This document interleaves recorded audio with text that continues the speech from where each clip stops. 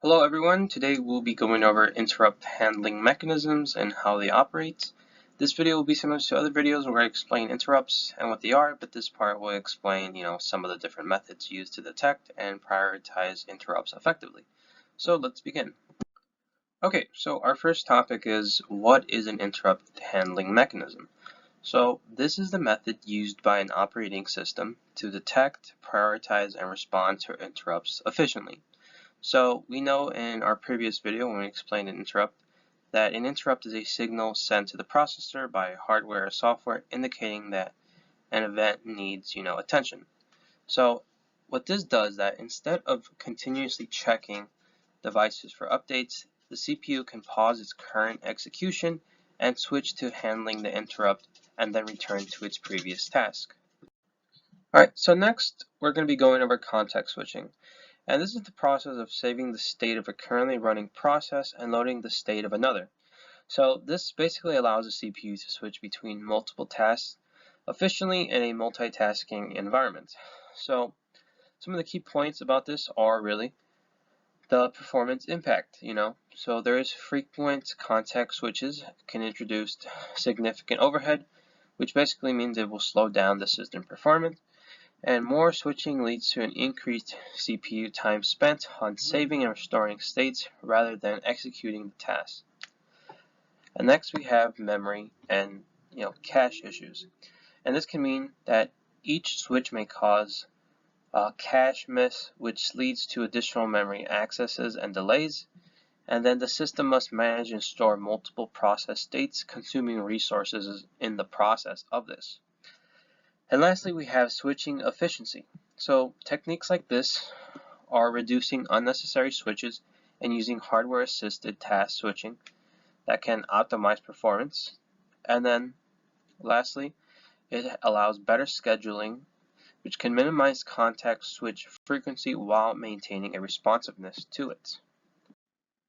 So our next topic will be about polling. We'll be discussing the pros and cons of polling and just exactly what polling is. So polling is a process where the CPU continuously checks each device in a loop to see if it needs attention. So instead of waiting for an interrupt signal, the CPU manually asks each device if there's any data to process. And going down to the pros and cons, we have continuous checking, which means the CPU repeatedly checks to see devices to see if they need attention. And then our next point is it's inefficient. Sometimes it wastes the CPU's time when there is no device that needs service. And lastly, it's used in simple systems. So it is common in basic embedded systems where interrupts are unnecessary. Next, we'll be discussing vectored interrupts. And these are basically a type of interrupt handling mechanism where each interrupt is assigned a unique interrupt vector that directly points to its interrupt service routine.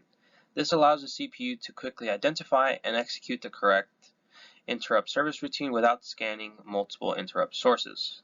And from that we have different choices like direct handling. So the CPU jumps directly to the specific interrupt service routine using an interrupt vector table. And next we have it is faster than polling, so this basically means it eliminates the need for having to check each device manually, and it's also used in modern systems, so it's common in advanced processors and real-time systems for efficient interrupt handling. So next we have interrupt masking. Why is it useful and its purpose? Well, it can temporarily disable interrupts. So this prevents lower priority interrupts from interrupting critical tasks, and then it's also used for critical operations.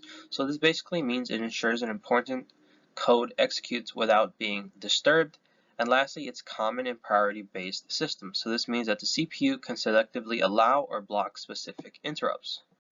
So our next topic to speak about is priority-based scheduling. So with efficient task management, this ensures that critical tasks like the system process runs first, and then also it can cause starvation, which basically means a low priority access may never get executed if a high priority one keeps arriving and keeps going. So starvation occurs in a priority-based scheduling when low processes wait indefinitely because the higher priority processes keep getting executed. So this sometimes can lead to processes never getting the CPU time, causing a system inefficiency. And next we have a solution which is aging. So this increases the priority of long-awaited processes to prevent starvation.